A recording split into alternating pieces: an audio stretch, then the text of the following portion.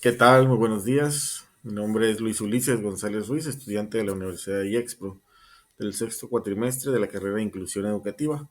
Y hoy estamos aquí en la materia de trastornos del espectro autismo para poder hablar un poco sobre cómo se vive esto en el aula.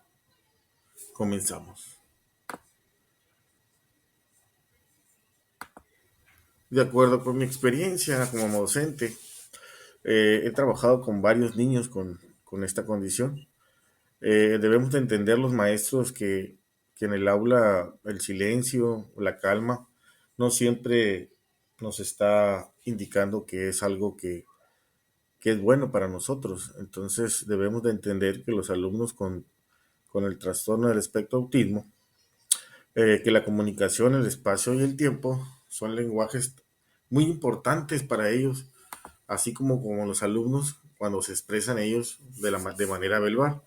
Entonces, nosotros, de acuerdo a la lectura que nosotros revisamos, mm, debemos de entender que la cotidianidad en la escuela nos muestra muchos comportamientos que parecen extraños, ¿no? Extraños para quienes, para docentes que no han trabajado con alguno de estos tipos de alumnos o con los mismos compañeros que conviven con ellos, ¿no?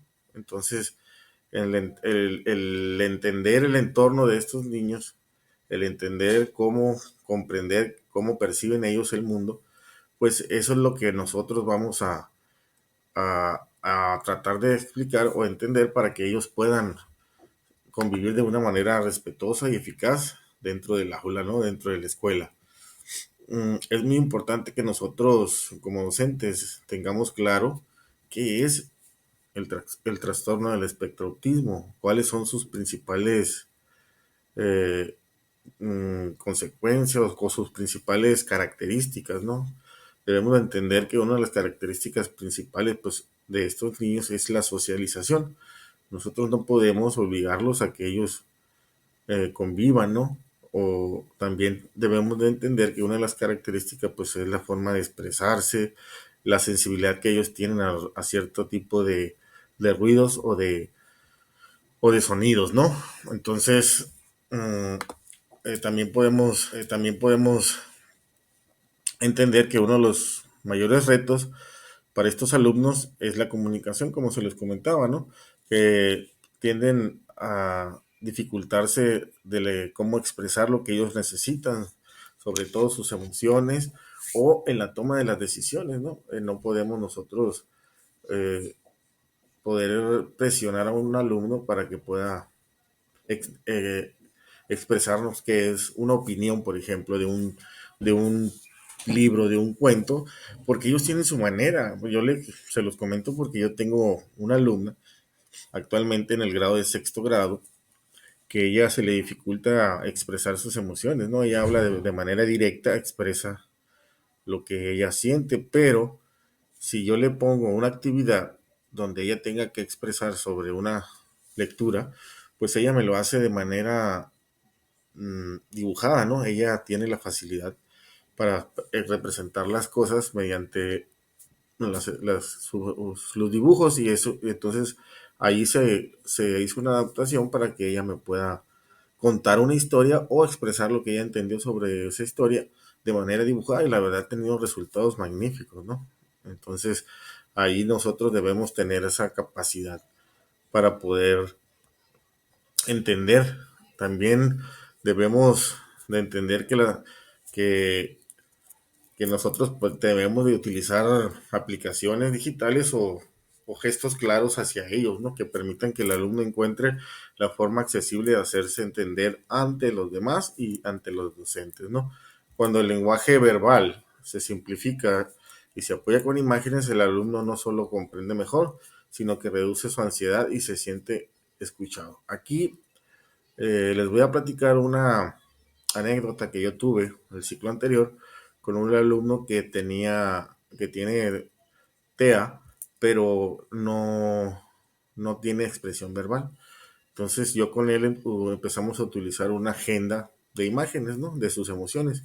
Entonces ahí él movía las fichas, sus fichas o sus imágenes de acuerdo a lo que él sentía o de acuerdo a lo que él quería expresar, ¿no? Él armaba sus frases, pero con esas imágenes, ¿no? Entonces ahí nosotros pudimos trabajar mucho más cómodo para el niño que él pudiera expresar lo que él sentía o lo podía expresar lo que él entendía, ¿no? A través de esas imágenes que la verdad para mí fueron muy útiles y eso pues los conseguí yo gracias a una clase que llevamos el cuatrimestre pasado, antepasado, donde la verdad pues nos ayudó muchísimo, ¿no?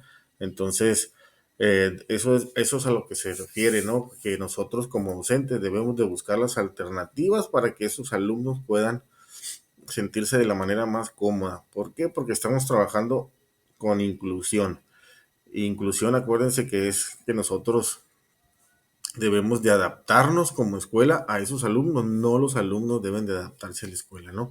Es algo que debemos de tener muy en cuenta en cuestiones de este tipo de trabajo inclusivo que debemos de estar trabajando en todas las escuelas, ¿no? Que debemos de estar nosotros como escuela adaptar este, a estas situaciones, no ellos se deben de adaptar a nosotros, ¿no? Otro aspecto a mencionar es que en cuestiones de orden y espacio, pues también cumplen una función fundamental, ¿no? La estructuración que nosotros tengamos en nuestra aula, debemos de saber cómo tener ordenado de acuerdo con imágenes que para que ellos puedan sentirse más a gusto y puedan entenderse, ¿no? En este aspecto, pues se recomienda que tengamos espacios de trabajo, ¿no? Donde ellos puedan sentirse más cómodos, donde puedan tener material manipulable, donde puedan tener material interactivo, donde ellos puedan sentirse libres, ¿no? Y lejos de un caos emocional o sensorial donde ellos no puedan trabajar, ¿no? Aquí nosotros tratamos con estos espacios que se favorezca la autonomía para que ellos puedan sentirse cómodos y sobre todo autónomos, ¿no? Dentro de un aula, para que ellos no se sientan limitados, ¿no? En cuestiones de orden y de las indicaciones como nosotros, como docentes, debemos de darles a ellos, ¿no? Es algo muy importante que debemos de saber manejar. Eh, por otra parte, debemos de saber cómo estructurar temporalmente las situaciones o las actividades que permitan anticipar lo que pueda ocurrir en ellos, ¿no? ¿Por qué? Porque muchos de los alumnos con TEA viven el tiempo como algo confuso o impredecible, no saben ellos cómo pueden estarse imaginando. Entonces, lo recomendable aquí es que hacerle una agenda visual, donde ellos puedan ver el horario, por ejemplo, de clases, actividades de las que vamos a trabajar. Un ejemplo es que yo en sexto grado tengo mi cronograma de actividades o mi horario de clase con la materia que les corresponde y con una imagen en este caso para Ariana, que sepa qué materia es la que sigue. Tengo el signo de más, el de multiplicar y dividir, que indica lo que es matemáticas, tengo lo que es un libro de literatura que sepa que es español, tengo el otro, eh, unos donde vienen animalitos, para que sepa que es ciencias naturales, tengo donde está el mapa, que sepa que estamos hablando de geografía, tengo uno que es el símbolo de la bandera, que sepa que es civismo y así es como yo he trabajado con ella para que ella pueda sentirse autónoma, ¿no? Ya no darle la indicación directamente a Ariana, saca tu libro sino que ella al momento de ver que se culminó la clase, ella ve que sigue, se levanta por su libro, o su cuaderno en este caso, donde vayamos a trabajar, y ella sabe lo que va, lo que va a pasar, ¿no? Igual en el recreo, después de 2 horas de clase, sigue el recreo, tengo un simbolito del lunch, ¿no? Donde ella ya sabe que al terminar la actividad en este caso, matemáticas, y luego sigue recreo, termina su actividad, ella guarda sus materiales y ella prepara su lonchera, ¿no? Que es algo que me llama mucho la atención porque ella se concentra plenamente en lo que es su alimentación, ¿no? Ella, su espacio al momento de estar comiendo es algo que no podemos interrumpirle, ¿no? Ella se aísla, ¿verdad? Se aísla de sus compañeros para poder comer, ¿no? Y después de comer, pues ya ella convive con ellos, ¿no? Para él, me comentaban sus papás que para ella la comida es algo muy especial, ¿no? En su casa también lo hace de la misma manera. Ella se siente a comer y no tiene conversación con nadie hasta que ya logra culminar sus alimentos y entonces ya empieza ella a convivir con los demás, ¿no?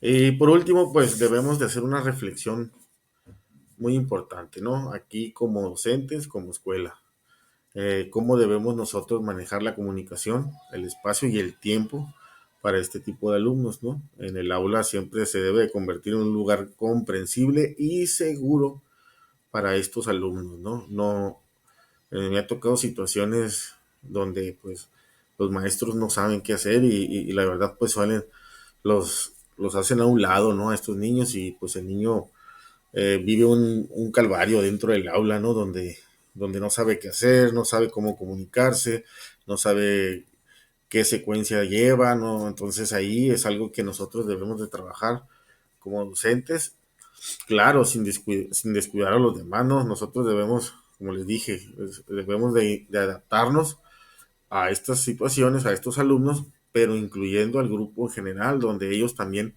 se sientan parte del grupo. Es algo importantísimo para ellos que ellos se sientan parte de un grupo, se sientan parte de un todo, ¿no?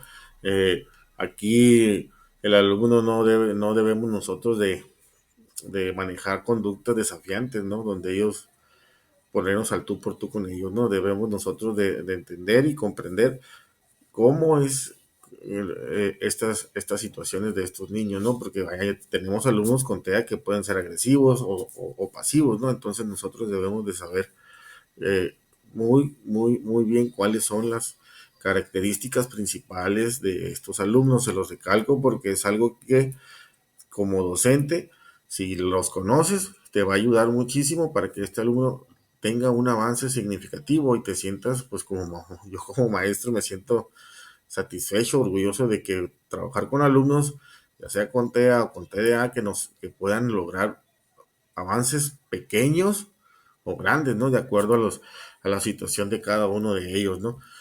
Entonces, aquí ya de manera reflexiva, pues podemos comentar que las lecturas se enfocan en la práctica docente, ¿no? Donde los alumnos con TEA no deben adaptarse a las escuelas, lo que les decía yo, sino que la escuela debe aprender a comunicarse con ellos, tanto maestro de grupo como institución, directivos, compañeros, todo personal administrativo debe saber cómo tratar a este tipo de alumnos. No debemos nosotros de dejarlo a un lado o omitir estas situaciones. ¿Por qué? Porque son parte de nuestra institución. Entonces si nosotros estamos manejando inclusión educativa, no se trata del aula, se trata de la escuela, se trata de que la escuela sea inclusiva.